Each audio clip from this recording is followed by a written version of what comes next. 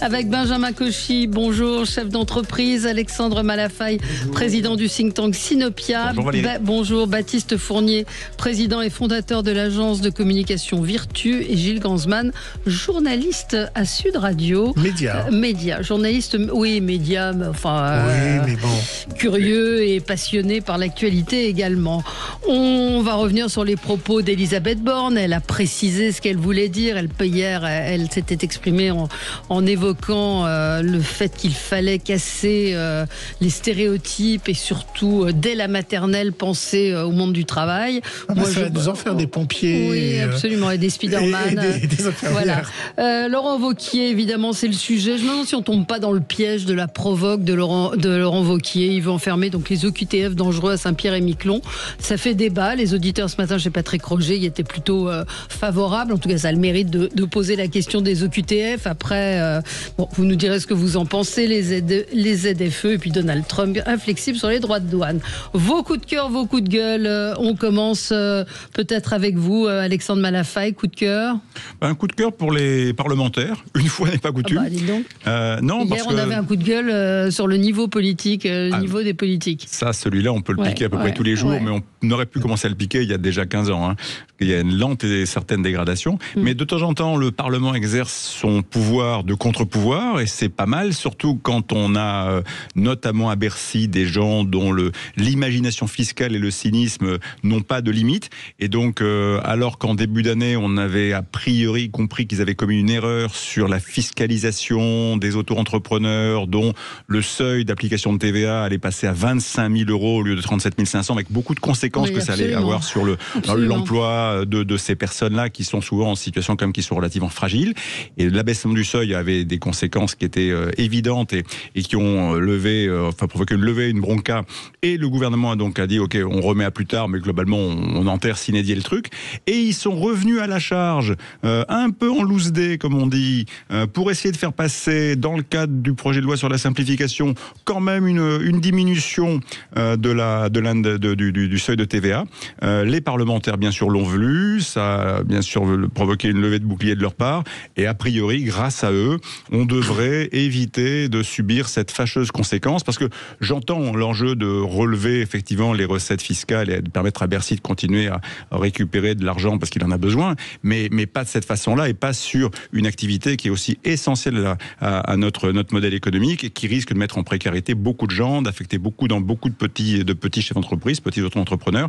Et puis je crois que dans le contexte où visiblement il y a une incertitude majeure qui est en train de s'instituer compte tenu de ce qui se passe avec les Américains, c'est peut-être pas le bon moment effectivement pour vraiment chambouler les règles du jeu économique. Non, une réaction peut-être, vous qui êtes chef d'entreprise, Benjamin?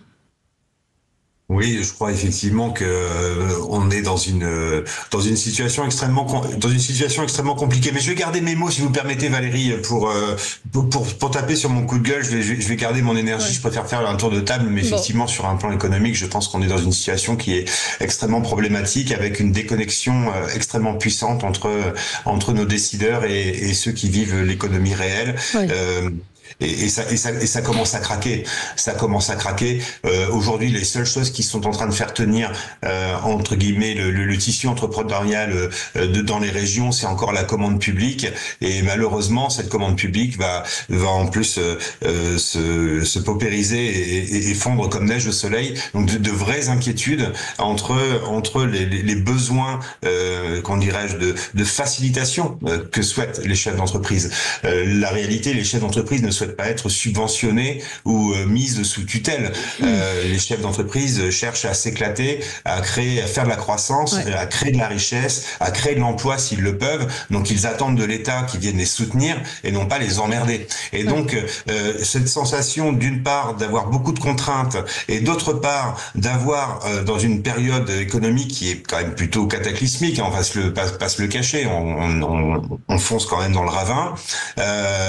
On attend à minima des mesures de bon sens. Et là, pour le coup, au-delà de la défiance, il y a une absence de bon sens. Et là, je crois que c'est le combo, quoi. C'est le combo actuellement. Juste, c'est une parenthèse. Je discutais hier avec des amis restaurateurs. En fait, le 1er mai, vous savez que les salariés doivent être payés double et récupérer leur journée de travail. Ce qui fait que... Triple. triple. Donc ça veut dire que, évidemment, aucune société ne va faire travailler ses employés. Et surtout, j'ai découvert aussi que les boulangers n'ont pas le droit, pour le principe, parce qu'un restaurateur, il peut ouvrir s'il a envie de payer ses salariés 3 fois le prix, pourquoi pas. Mais les boulangers, le travail des salariés en boulanger le 1er mai est interdit par principe. C'est 1er mai, où vous êtes peut-être en famille, vous avez envie de... Il y a quand même des lois qui sont... désuètes, obsolètes et plus adaptées. Je ne sais pas ce que vous en pensez, Baptiste, et puis réagir peut-être à ce que disait... Ouais. J'étais assez d'accord avec le propos d'Alexandre par rapport aux parlementaires, mais il y a aussi ce travail qui n'est pas effectué. On en avait parlé sur notre plateau il y a quelques mois sur le rôle de certaines agences. Un bon coup de nettoyage à un moment donné sur tout un tas de dispositifs qui aujourd'hui parfois voudraient contresens de l'histoire ou entre guillemets de la vie quotidienne des Français ne serait pas de trop. Le problème, c'est qu'on le voit, on fait face à des séries d'urgences avec justement parfois même des lois d'urgence qui sont mises en œuvre, et on prend rarement le temps, et les politiques prennent rarement le temps d'aller réviser peut-être certains dispositifs aujourd'hui qui sont nuls et non avenus, ou en tout cas qui n'ont plus d'applicabilité. Quand vous interrogez les chefs d'entreprise, ils sont désespérés quand même du nombre de bâtons dans les roues qu'on leur met pour développer leur activité. Le problème dans ce cher vieux pays, c'est que non seulement il y a des lois d'urgence, il y a des lois d'émotion, et puis il y a surtout une construction petit à petit d'un certain nombre de modèles, de systèmes sociaux, de protection, etc. Et chaque fois qu'on a rajouté quelque chose, on n'a rien enlevé à ce qu'il y avait avant. Et surtout, on n'a jamais pris la peine d'évaluer. C'est-à-dire que le vrai problème, à la limite, c'est pas tellement d'améliorer. Pourquoi pas payer les gens double, triple, etc. Très bien. Mais il faut juste poser la bonne question. Comment ça marche ? Comment ça marchait ? Est-ce que c'est bien ? Quel impact ça va avoir ? Et si on le faisait, ça pourrait peut-être améliorer la gouvernance. On se retrouve dans un instant avec vous. À tout de suite. Sud Radio. Parlons vrai. Sud Radio. Parlons vrai. De retour avec vous sur Sud Radio dans le studio pour commenter l'actualité avec Benjamin Cauchy, chef d'entreprise, Alexandre Malafaille, président du think tank Sinopia, Baptiste Fournier, président et fondateur de l'agence de communication Virtu, et Gilles Gansman, journaliste média, mais pas que, à Sud Radio. On va parler des propos d'Emmanuel Macron, d'Elisabeth Borne, hier, qui parlait d'orientation dès la maternelle. Elle a justifié ou tenté d'expliquer ses propos ce matin au micro de Jean-Jacques Bourdin. On va revenir sur l'interview de Laurent Wauquiez dans le JD News. Il veut donc enfermer les EQTF dangereux à Saint-Pierre-et-Miquelon. Évidemment, beaucoup de réactions politiques, les ZFE, bref, beaucoup de sujets avec vous ce matin. On va continuer notre tour de table. Gilles, moi je voulais revenir sur une chose dont on ne parle pas beaucoup. Il y a eu un article dans le Figaro, donc j'en ai un peu parlé dans l'émission Média. Actuellement, on discute de nouveau à l'Assemblée nationale et au Sénat sur la réforme de l'audiovisuel. Je reste dans mon couloir de nage, de la réforme audiovisuelle. Il faut savoir qu'il y a eu un budget qui a été adopté par le conseil d'administration du groupe public France Télévisions pour la première fois en déficit depuis 9 ans. Le groupe France Télévisions sera en déficit de 41 millions d'euros. Donc, évidemment, c'est une somme importante quand on nous parle de faire des économies, quand on nous parle de réduire, d'avoir toute une politique. Il faut savoir que donc notre groupe audiovisuel coûtera en 2025 plus de 41 millions. Alors, il faut dire à cela qu'il y a une aide de l'État qui est de 36 millions supplémentaires pour compenser la perte évidemment de ce déficit. Non, pas du tout. Les 36 millions, c'est la perte de quand on payait avant la redevance. La redevance. Ah oui, la redevance. Donc ils vont toucher la gabelle.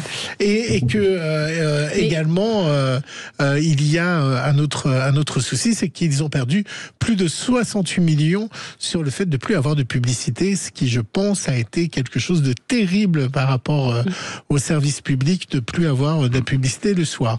Donc voilà, ils sont en déficit. Il faut dire aussi que les Jeux Olympiques ont coûté très très cher à France Télévisions. Donc on ressort aussi l'année dernière d'une année olympique.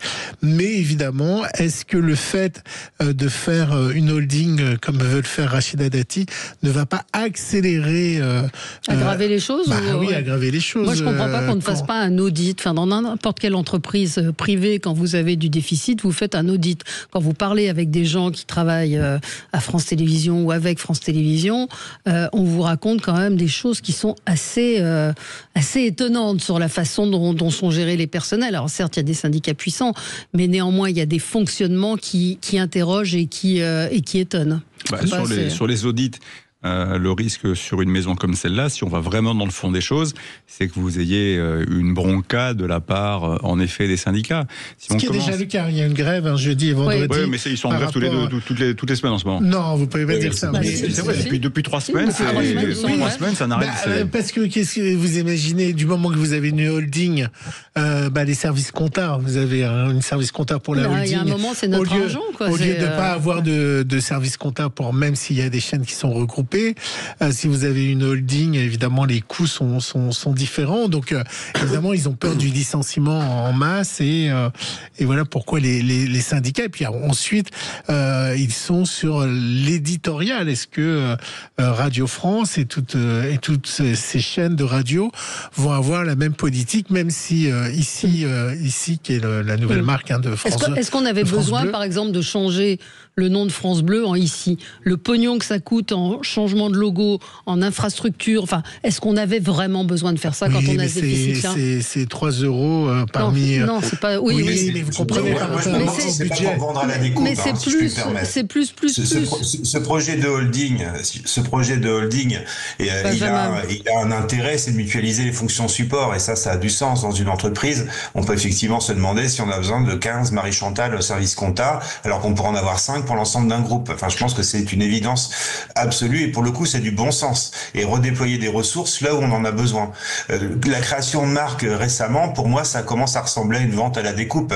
Le France Télé qui va devenir France Média, du multicanal à gogo, multisupport à gogo, et après, ce sont des identités, des marques qui pourront être revendues à la découpe. Pour moi, c'est le dernier étage avant un début de privatisation partielle. Oui, ce qui a été annoncé très fortement par Delphine Ernotte, c'est que désormais, le vaisseau amiral du groupe, ce n'est plus France 2, mais France.tv, c'est-à-dire la plateforme, et qu'à partir du 6 juin, c'est au moment où il va y avoir une renumérotation des chaînes, puisque on aura France 2, France 3, France 4, France 5 qui vont se suivre dans la numérotation, puisque Canal+ va disparaître, du Canal 4, pas la chaîne.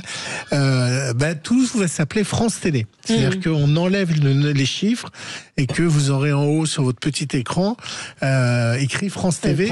Et plus, logiquement, ils partent du principe que quand vous appuyez sur la touche 3, désormais, vous avez la chaîne 3. Et et donc l'habillage sera France.tv. Alors c'est vrai que pour les personnes âgées qui regardent pas mal France Télévisions, ils sont sur France 2 ou France 3, même si l'habillage à l'intérieur de la chaîne sera conservé, mais le logo en haut sera France TV, pour essayer de trouver une plateforme forte qui puisse rivaliser avec les autres plateformes. Moi, je vous dis que ça cache autre chose derrière tout ça. Ça cache le fait de ne pas plus, du coup, on ne pourra plus dire on supprime France 4 ou on supprime telle chaîne dans les prochains gouvernements, puisque tout le monde s'appelle France TV. Et donc, on ne peut pas supprimer France TV. Donc, c'est plutôt malin. Ouais.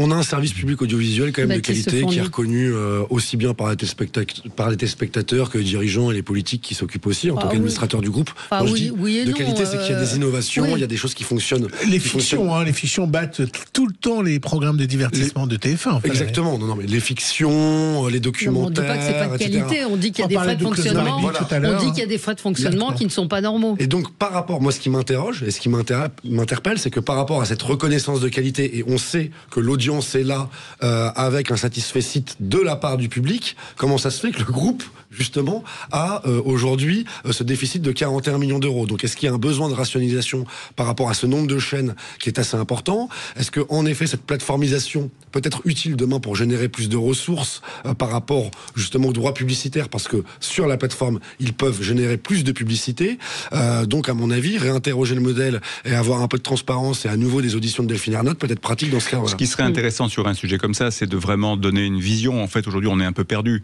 Ils veulent en faire quoi ?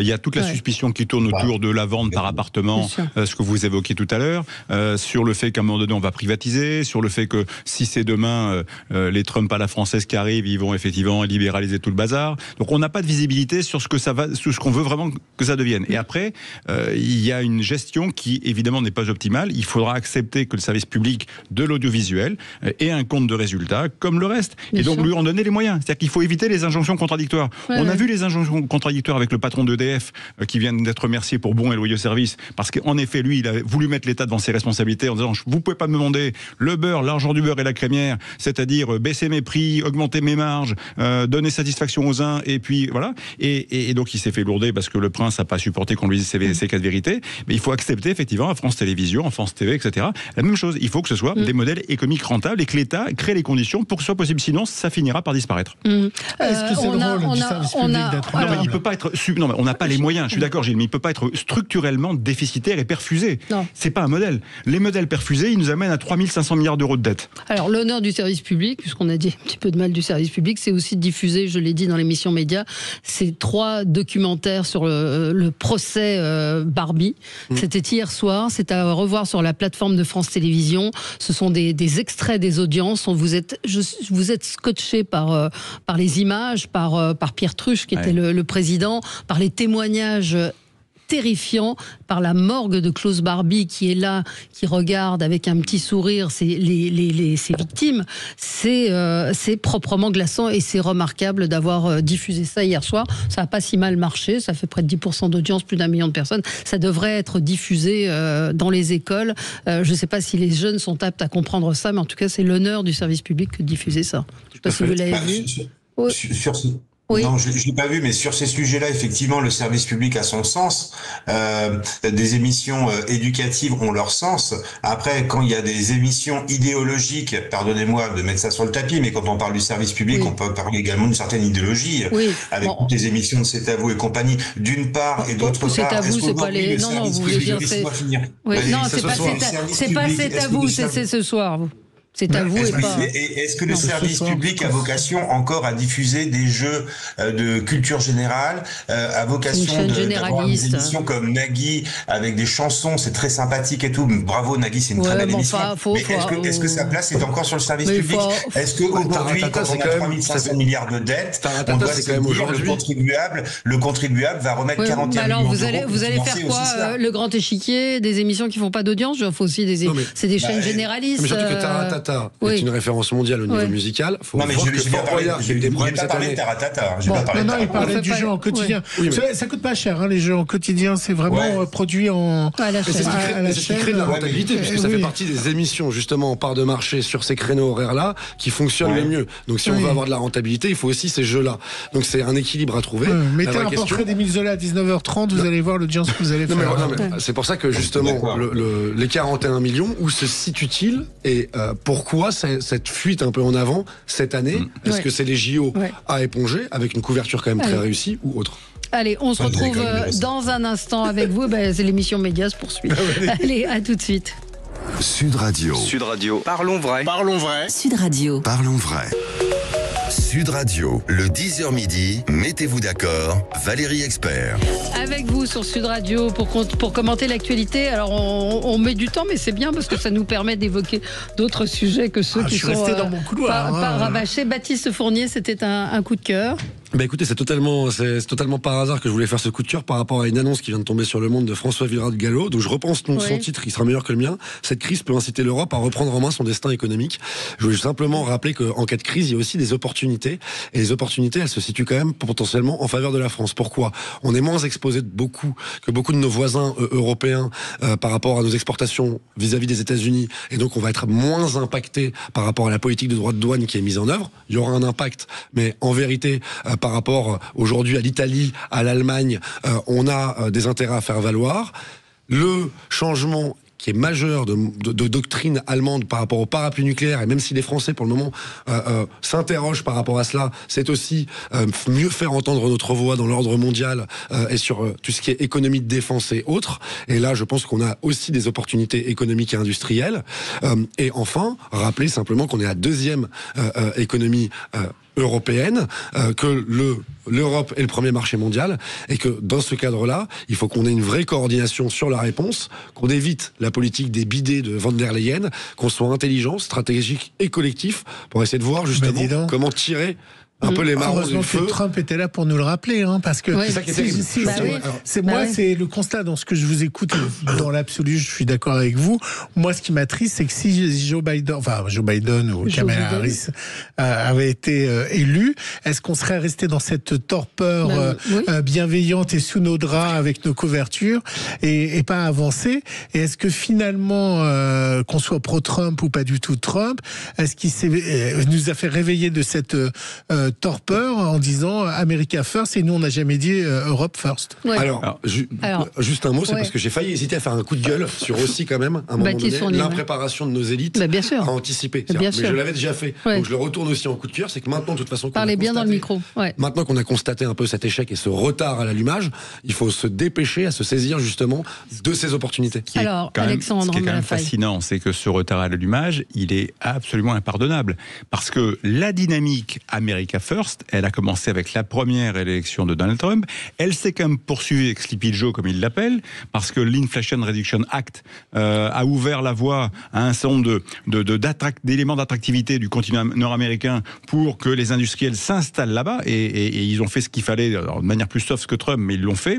Et donc j'ai un premier bémol, c'est que je suis pas certain qu'au niveau de la France en particulier, de l'Europe, on réussisse à aller aussi vite qu'il le faudrait. Et pour ce qui est de la France, si vraiment on veut rattraper notre retard et faire ce qu'il faut, on doit s'en donner les moyens. Parce que le déclaratif des uns des autres, c'est super, mais le carcan administratif, juridique, normatif, de judiciarisation de la moindre chose qui existe aujourd'hui dans ce pays, fait que la réindustrialisation à marche forcée, elle va être très difficile. Accessoirement, on a des caisses vides.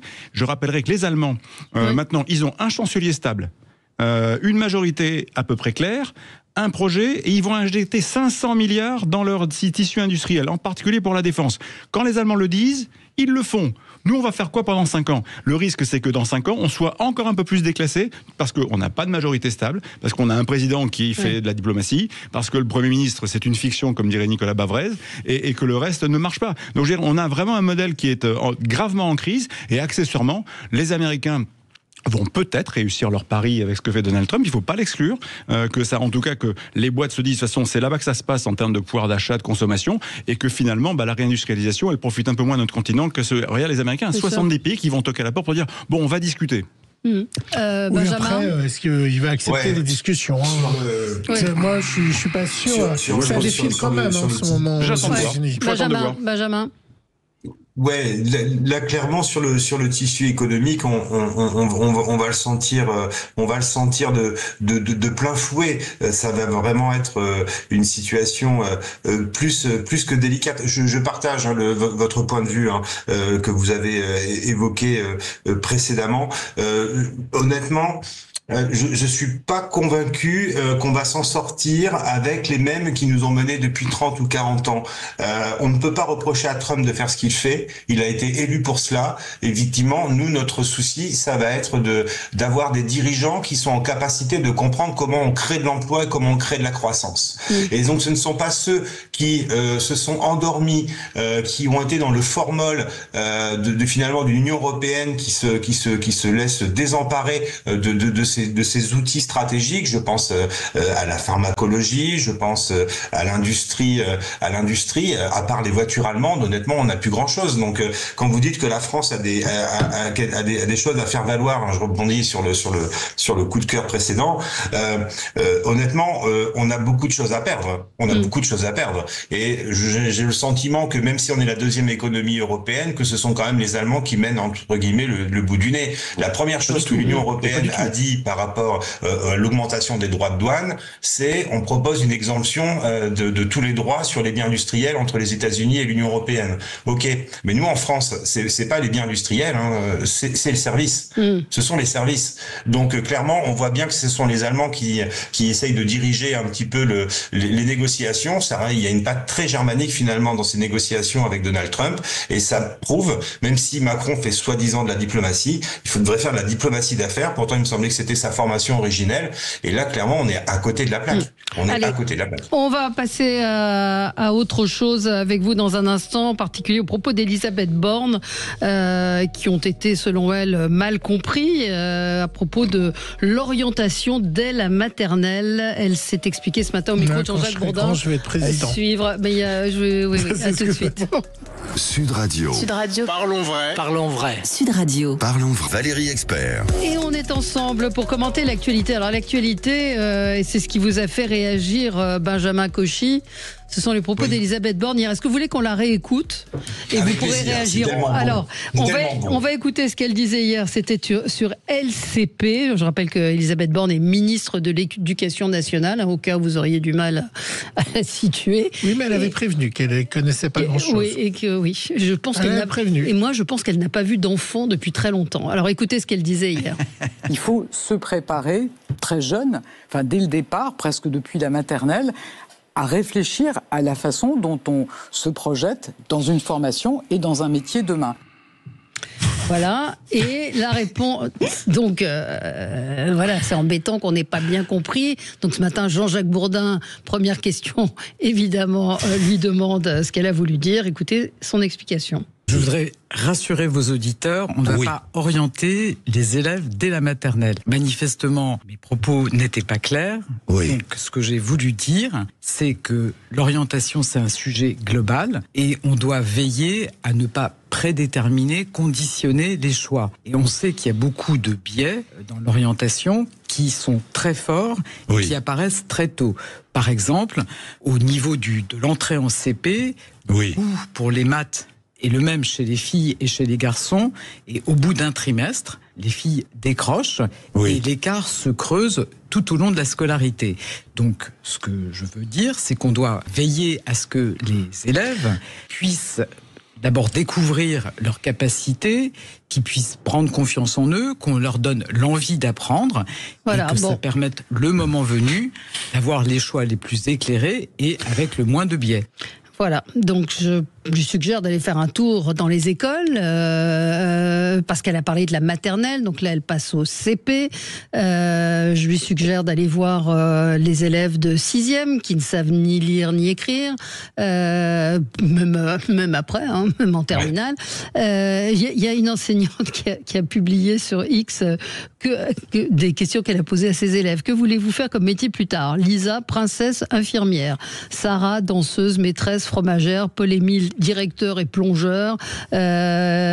Lucas, il veut être... non, ça va pas. Bref, Batman, pompier, ambulancière. Je comprends un peu ce qu'elle veut dire, mais c'est tellement maladroit. Alors Benjamin, je vous donne la parole. Oui, alors déjà, je viens d'apprécier cette belle séance de langue de bois, rétropédalage, de vieux carcans politiques qui finalement disent absolument tout et leur contraire en l'espace de 24 heures. Alors c'est dommage parce que moi, avec mes associés, hier soir, on a réfléchi et on voulait créer l'Institut national des super-héros. Vous voyez, là, on s'est dit, on va lancer une école de supérieurs privée. On peut faire du domptage de Lyon, un Master 2 en Spider-Man. Honnêtement, on était bien parti. On pensait même qu'on allait avoir des crédits de l'éducation nationale. Bon, moi, ce qui m'inquiète sérieusement, c'est d'une part, au-delà du rétropédalage, et effectivement qu'il faut veiller aux capacités de chacun. Ça, évidemment, on enfonce une porte ouverte au sein de l'éducation nationale. De là, comment dirais-je, à créer une anxiété supplémentaire à des enfants de 2 ans ou 3 ans en maternelle, pour tenter déjà de les éclairer sur ce qu'ils aiment, sur ce qu'ils auraient envie de faire en parlant d'orientation professionnelle à des enfants de 3 ans. C'est la seule chose qui reste à un individu, c'est encore l'innocence de son enfance. Elle pouvait pas faire mieux que de créer et de rajouter une couche d'anxiété sur toute notre anxiété du quotidien. Et puis, malgré son rétropédalage, si on écoute l'extrait de la de la chaîne parlementaire, elle explique quand même qu'elle a évoqué ce sujet-là dans le cadre d'un séminaire avec les recteurs d'académie. Donc on n'est pas seulement dans une réflexion personnelle de Madame Borne qui découvre ce qu'est l'éducation nationale, mais c'est surtout que ce sont déjà des éléments qui sont partagés à un échelon territorial inférieur. Donc moi je suis vraiment inquiet finalement. On va en faire quoi? C'était quoi l'idée finalement derrière? J'ai pas bien cerné finalement avec l'interview de Monsieur Bourdin ce matin. J'ai pas bien compris ce qu'elle a voulu dire hier, encore moins ce qu'elle a voulu dire aujourd'hui. C'est vraiment entre guillemets entre ça, on en parlera peut-être après. Pannier-Runacher qui dit que de toute façon pas de problème pour les ZFE, les pauvres ils ont pas de voiture. Enfin bref, hier on a eu quand même une envolée de délire et une preuve de déconnexion de nos gouvernants vis-à-vis de la réalité du terrain. Donc, qu'elles veulent dire qu'effectivement, on doit être sensible aux compétences de chaque élève au fil de sa scolarité pour faire en sorte qu'il soit le plus à même de choisir une formation en fonction de sa qualité, de ses compétences et de ses choix. Ok, ça c'est très bien, mais honnêtement, ça ressemble trop à de la techno. C'est des technocrates qui parlent comme ça, qui disent qu'il faut qu'un enfant de 3 ans réfléchisse à son orientation professionnelle. Mais vous imaginez les gens qui rentrent du boulot le soir et qui entendent ça à la télévision. C'est-à-dire qu'il y a un décalage, effectivement. C'est un oxymore, quoi. Orientation professionnelle et maternelle.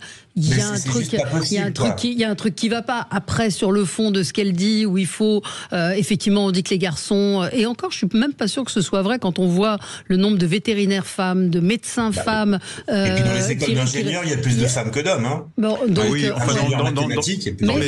dans les métiers du numérique, c'est pas vrai du tout. Dans les métiers du numérique, pour l'instant, il y a une ultra majorité dominante de garçons, ce qui pose là aussi plein de problèmes. On est à plus de 90%, quoi.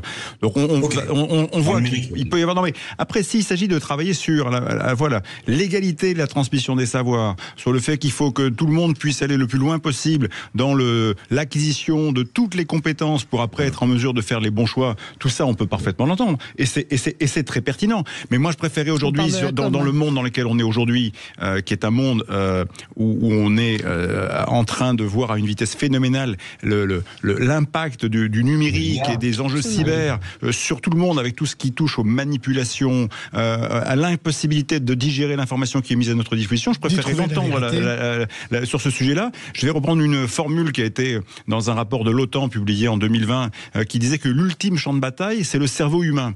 Donc, et on est bien là aujourd'hui. C'est-à-dire que tout ce qui est en train de se passer avec les guerres informationnelles sur notre territoire et manipulé par l'extérieur, depuis la Russie en passant, pour en citer plein d'autres. Voilà, on a des jeunesses qui sont complètement éparpillées façon puzzle sur ce qu'on est, sur ce qu'on fait. Regardez le rapport sur la lecture. Voilà, exactement. Moi, je préfère avoir une ministre qui dit voilà, il faut qu'on aille sur ces sujets-là parce que c'est très important de préparer les jeunes de demain au monde dans lequel on est en train de rentrer et qui est en train, pour l'instant, de nous éparpiller. Ouais. Baptiste. En fait, déjà la maternelle, c'est l'éveil. Donc on va pas aller en effet assigner des enfants dans des cases potentiellement professionnelles. Surtout ce qu'elle n'ose pas dire en fait. Mais alors qu'elle aurait pu, elle en a le droit en tant que ministre de l'Éducation. Il y a un travail qui est fourni à ce sujet depuis des années. C'est sur les inégalités de genre, les différences de genre, justement par rapport ensuite aux différentes compétences. Mais même ce travail-là, d'une certaine manière, il est fait. Donc elle annonce, elle tient un propos qui est dissonant, en plus sans annoncer vraiment de dispositif. Donc on comprend pas où elle veut aller. Et encore une fois, par rapport à la réalité du terrain, qu'on soit instit, parent ou autre, on sait très bien que quand on parle de ça avec ses enfants, on s'attend à avoir du Spider-Man, du Batman, du genre professionnel ou autre. C'est-à-dire que c'est maternel. Le problème, c'est maternel. Même à la primaire, mais en vérité, même à la primaire, on va pas, encore une fois, assigner des élèves en primaire à des futures carrières. On sait que c'est l'âge de l'interdisciplinarité, justement de l'éveil à différentes matières. En revanche, qu'on fasse en sorte qu'il y ait une homogénéité dans la transmission des savoirs, qu'un garçon, une fille, quelle que soit l'origine, quel que soit son quartier, ait à peu près le même socle à la fin, justement avant de rentrer notamment dans des classes supérieures, ça c'est essentiel, mais elle ne le dit pas comme ça. Mais on ne veut plus d'enfants dans nos sociétés. On essaye aujourd'hui de faire des enfants des adultes. On est de plus en plus dans la façon dont on les éduque, dans la façon dont on leur donne aucune punition, où on les met au même niveau qu'un adulte tout le temps, que ça soit à travers les portables, à travers la société, lorsque on veut que la justice s'applique aux 13-14 ans, lorsqu'on voit que les guetteurs ont 10-12 ans, quand on n'y a plus une génération d'enfance, l'enfance n'existe plus d'ailleurs, pour rester dans mon couloir, les émissions pour jeunesse n'existent plus sur les chaînes hertziennes, elles ont été localisées diffusée sur sur YouTube, sur Roku, sur tout ça. Leur éducation, elle est faite par les médias, elle est faite par YouTube, par les réseaux, par leur portable, et elle n'est plus faite par les parents. Donc il y a un désengagement des parents pour faire de leurs enfants des enfants. Ils sont aujourd'hui adultes, ils doivent donner leur avis sur Internet, ils doivent donner leur avis sur Instagram, ils doivent avoir leur compte Instagram, ils doivent avoir leurs animaux préférés. Et du coup, ils ne sont plus enfants et ils ne sont plus émerveillés par un monde qu'ils ont déjà connu à travers les médias, les réseaux sociaux. Et un monde qui est violent. Et un monde qui est très violent. Donc, maintenant, elle amène ça à la maternelle. Aujourd'hui, les enfants de 12-13 ans ne sont pas ceux qu'on connaissait il y a 5-10 ans. Absolument. Après, c'est la même chose sur les personnes âgées. Les 70 ans de maintenant ne sont pas les mêmes d'il y a 10-15 ans. Donc, la série il y a une vraie réflexion là-dessus. La série Adolescence, pour ce point de vue, elle est très éclairante de la façon dont ça se passe dans ces générations de 10, 12, 13. Et la façon dont ils s'adressent aux garçons ou aux filles. Ce qui est terrifiant, c'est les mots employés. C'est ce que disait un peu Benjamin, c'est que elle aurait pu dire les choses différemment, c'est-à-dire dire il faut effectivement, comme vous le disiez, qu'il y ait plus que les filles, parce que ça sous-entend que les filles sont moins bonnes en maths, que c'est ce qu'elle dit. Alors peut-être qu'elle a des chiffres qui montrent qu'en CP, elles ont décroché. Parce que ça reste un fait. C'est ça. Non, mais ça reste un fait. On a le droit de nommer les choses. Même si ça se gomme avec ces dernières années, et ce qui était évoqué par rapport justement aux écoles d'ingénieurs et à la féminisation dans les écoles d'ingénieurs. Néanmoins, c'est un fait. Mais elle n'annonce pas, encore une fois, de propositions, de dispositifs qui permettent de gommer ces problématiques. Donc, on ne comprend pas ce qu'elle veut dire. C'est ça. Absolument. Alors oui, peut-être un mot sur Agnès Pannier-Runacher. Moi, j'avoue qu'hier, entre Elisabeth Borne et Agnès Pannier-Runacher, on va l'écouter. Donc, elle était interrogée sur les ZFE. Vous ne l'avez pas entendu? Écoutez. J'ouvre grand les oreilles. Écoutez. Ces impacts sur la santé, c'est les plus précaires qui sont impactés les premiers, c'est les plus vulnérables, c'est ceux qui habitent en proximité des axes routiers, ce sont notamment les logements sociaux, les habitants des logements sociaux. Ce sont aussi les moins riches. Alors, d'abord, les moins riches, ils n'ont pas de voiture. Les moins riches, ils n'ont pas de voiture. Alors, d'abord les moins riches. Les cons, pardon, les gueux. Les gueux, ils se déplacent pas. Vous savez d'où ça vient ce chiffre? Non. Vous savez pourquoi elle dit ça? C'est parce qu'en fait, au ministère, ils coupent la population en déciles. Et le dernier, donc on coupe la population par 10%. Effectivement, les gens qui ont le moins d'argent, qui sont dans le dernier décile, ils ont une voiture pour 2 ou pour 3. Et donc les gens qui sont dans le premier décile, les plus riches, eux, ils ont 2 ou 3 voitures, peut-être même encore le Kangoo pour aller à la déchetterie le dimanche matin. Vous voyez ce que je veux dire? Donc sur un plan statistique, elle a raison. Mais encore une fois, c'est une preuve marquante d'une déconnexion totale avec ce que vivent des dizaines de millions de Français. Non, mais c'est surtout les pauvres. Là encore, il y a un problème de communication. Les pauvres, ils n'ont pas de voiture. Les pauvres, c'est une caractéristique du macronisme. On avait eu il y a quelques années avec Benjamin Griveaux les clopes et le diesel. Là, on a les pauvres n'ont pas de voiture. Les gens qui ne sont rien. Et donc les gens qui ne sont rien. Les sans-dents, on est dans la même ligne. C'était Hollande. Oui, on peut remonter. Oui, mais ça n'avait pas été annoncé publiquement, ça. C'est-à-dire que c'était pas une faute de langage ou une faute de communication ou même potentiellement quelque chose qui traversait. Enfin voilà. Là, on voit bien que ces 7 dernières années, on a souvent ces fautes de quart de communication, mais qui résument quelque chose. C'est une forme de déconnexion. Et donc les gens sont méprisés par leurs dirigeants et ça crée de la défiance. Ça crée surtout des électeurs au Front National et à la France Insoumise. Ça crée, mais alors un nombre d'électeurs, vous ne pouvez pas imaginer, et une haine encore plus profonde pour Emmanuel Macron. Ces deux personnes sont en train de créer de nouveau une haine sur Emmanuel Macron et des votes qui vont aller à la France Insoumise, non pas pour des raisons idéologiques, mais parce qu'ils se sentent un petit peu plus méprisés. C'est le mépris de classe, j'allais dire de presque de caste. Elle n'a pas dit les pauvres, elle a dit les moins riches. Oui, mais en même temps, c'est très humiliant, et puis je veux dire, c'est une façon de méconnaître les réalités, parce que c'est pas parce que les gens sont tout à fait en bas de l'échelle qui parfois ils sont obligés d'avoir un moyen de transport. Bien sûr. Et puis cette espèce de volonté comme ça de faire des catégories. Et puis des catégories, parce que vous avez les gens des villes qui, effectivement, il y a des très riches à Paris qui n'ont pas de voiture parce que c'est impossible de circuler. Entre parenthèses, je vous conseille la place de la Concorde, qui est un taudis, des crevasses partout, des arbres en train de crever. Enfin, ça, c'est mon petit coup de gueule. On parle de gabegie de la finance publique. Place de la Concorde. Corse, il y a une très jolie rue qui va vers la Madeleine, d'accord, qui s'appelle la rue Royale. Elle a pendant été plus de 6 mois en travaux il y a 1 an, parce qu'ils ont refait les pavés, etc. Et là, ils n'ont rien trouvé de mieux que de rééventrer la rue Royale sur pratiquement la moitié de sa longueur. On ne sait pas pourquoi. Et donc, de nouveau, il y a un trou qui fait 30 mètres de long, donc il n'y a plus qu'une voie de chaque côté. Et ils ont tout cassé il y a 1 an, tout refait, ça a dû coûter un pognon de dingue, comme dirait l'autre. Et ils refont encore aujourd'hui. Il y a une incoordination générale, il y a une gabegie phénoménale. Mais ça confirme ce qu'on disait tout à l'heure, je ne sais plus qui disait, il y a une classe politique qui est devenue d'un niveau catastrophique et tout ça explique malheureusement la réalité dans laquelle on vit. On va marquer une pause et on va parler de Laurent Wauquiez. Moi je me suis interrogée de savoir si on devait en parler ou pas, parce que c'est fait pour qu'on en parle, hein, bien évidemment. Sûr, allez, à tout de suite. Sud Radio, votre avis fait la différence. Vous êtes auditrice de Sud Radio depuis longtemps ou pas ? Depuis plusieurs années, depuis que je me suis rendu compte qu'on ne nous disait pas tout à la télévision. Sud Radio, parlons vrai. .fr.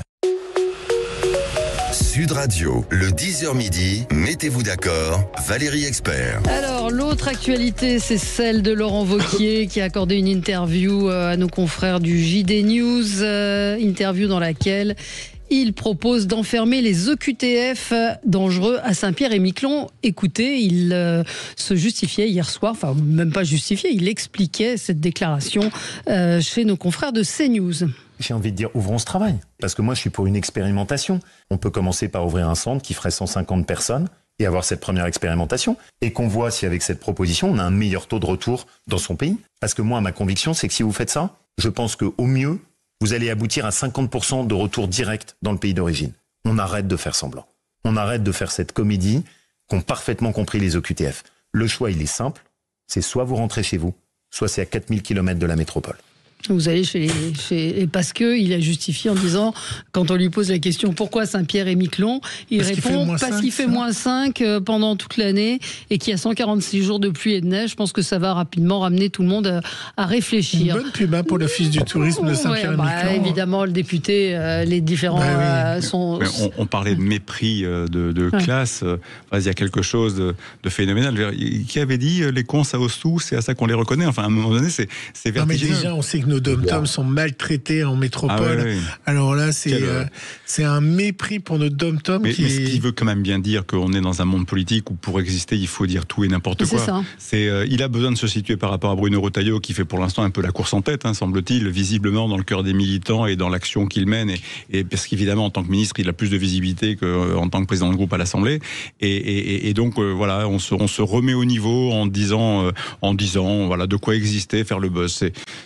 Alors encore, enfin, on revient sur le fil de cette émission, c'est qu'en fait, la classe politique est plus du tout au niveau, quoi. Oui, puis ça prouve surtout que lui, en tant que futur, peut-être, président, en tout cas de parti ou président de la France, il est donc incapable de discuter avec les pays. Ça veut dire que c'est aussi, quand on analyse et qu'on écoute ce qu'il est en train de dire, c'est un échec. Ça veut dire que du moment où vous mettez de la poussière sous le tapis, donc pour lui le tapis c'est Saint-Pierre-et-Miquelon, ça veut dire qu'il est donc incapable de discuter avec l'Algérie, qu'il est incapable de parler avec les autres pays, que ce soit la Tunisie ou les autres pays sur lesquels viennent les OQTF. Donc ça prouve qu'il a une incompétence de discussion. Voilà, moi, ce que j'en tirerais en tant qu'électeur en disant, tiens, Laurent Wauquiez, il ne sait pas discuter avec les différents présidents, alors qu'au même moment, vous avez Emmanuel Macron, alors qu'on approuve ou pas, qui est en train de discuter avec l'Algérie. Ça arrive à un tempo politique très bizarre et vraiment à côté de la plaque. Pas avec un succès formidable, la discussion avec l'Algérie.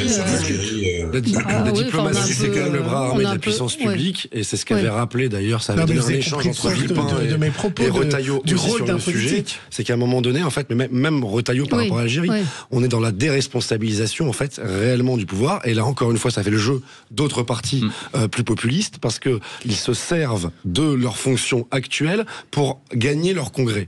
Moi, je pense que Laurent Wauquiez, il manque même de courage.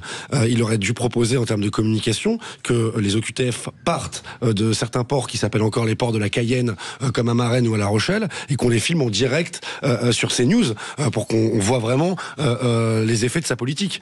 Tout ça est franchement grotesque, faut se le dire. Ça fait pas le jeu, là encore une fois, du niveau politique, et c'est un débat que vous avez eu tout à l'heure, parce que c'est inapplicable.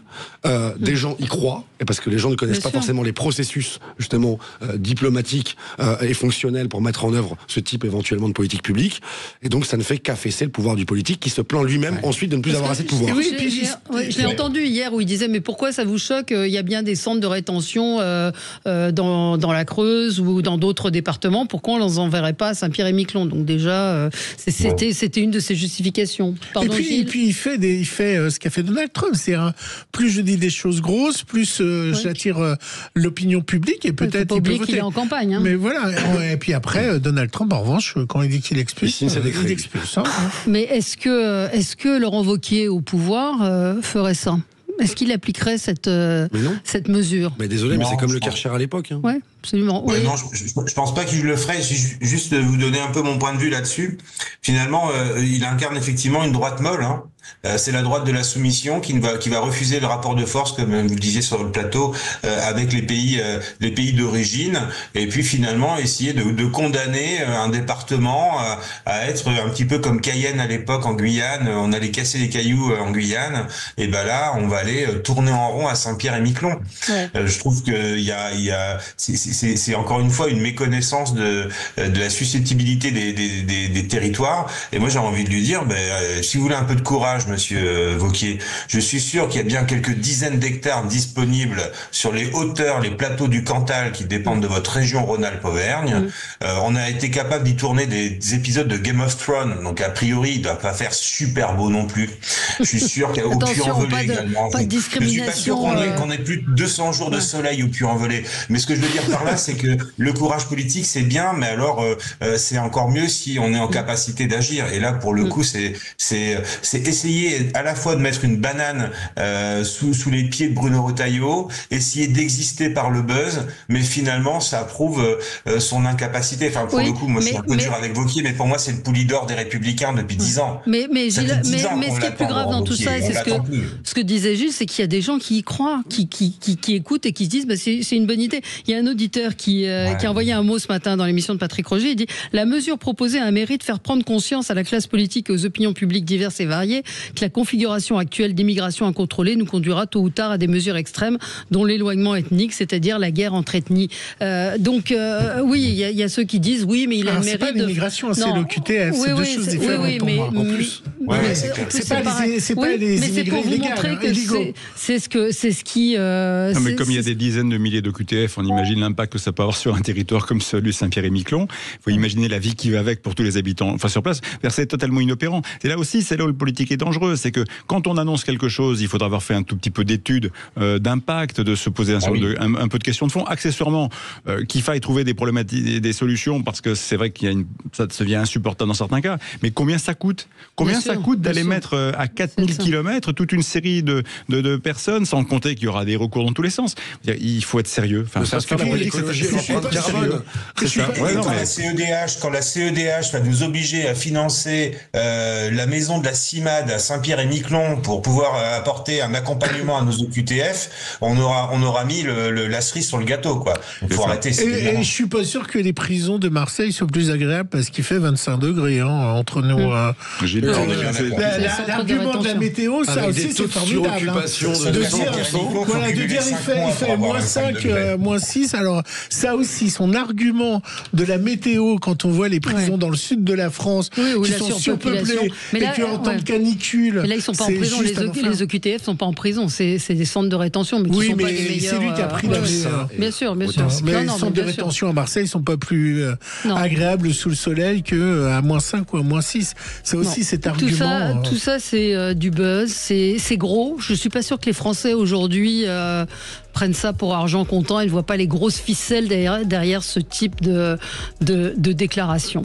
Merci à vous. On va parler du cul de Donald Trump. Non, mais non, kiss my ass. Vous avez entendu Donald Trump qui a dit que tous les pays venaient lui lécher le cul. Entre ça et Village People, j'ai commencé à me poser des questions. Absolument. Bon, stop, me dit Jamel. Donc on n'a pas eu le temps d'en parler. Mais c'est vrai que voilà. Allez, merci beaucoup et on se retrouve demain. Très bonne journée sur Sud Radio. Sud Radio. Parlons vrai. Sud Radio. Parlons vrai.